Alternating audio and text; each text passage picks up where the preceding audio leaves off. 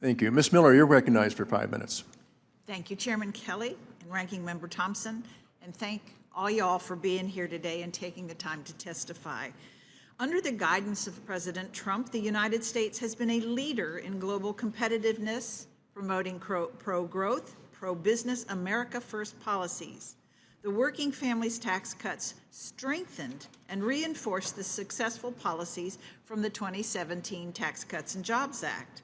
Specifically, the Working Families Act made permanent the 199A small business deduction and incorporated my bill, the Saving Gig Economy Taxpayers Act, which restores the 1099K reporting threshold to $20,000 and 200 transactions so that the gig workers aren't unfairly hassled by the IRS. The Working Families and Tax Cut Act also made permanent crucial international tax policies that have resulted in more domestic jobs and investment.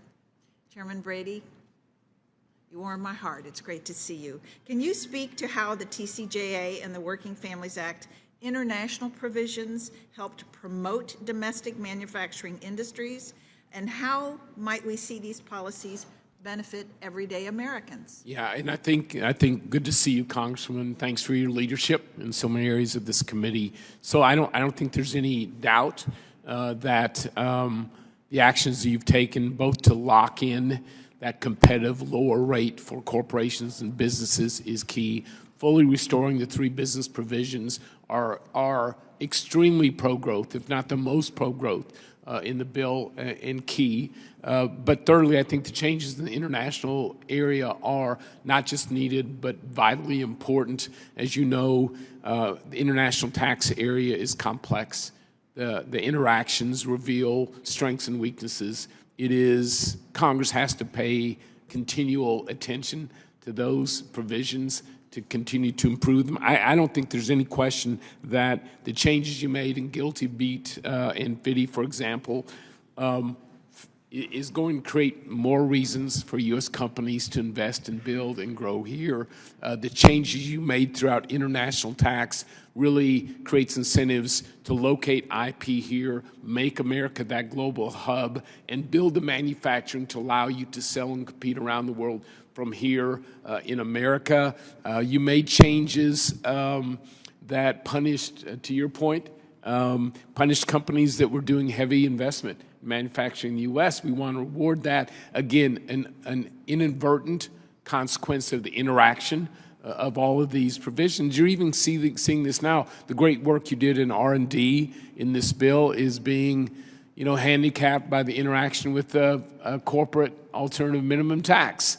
In a negative way, actually minimizes the incentives you're creating. And so I have no question that from TCJA, from the low unemployment rates, the low poverty rates, the higher real wage growth, a good part of that came because of the changes we made to become more competitive. And I'm convinced those same benefits to working families, and Main Street businesses will grow because of the improvements you made in the international tax arena.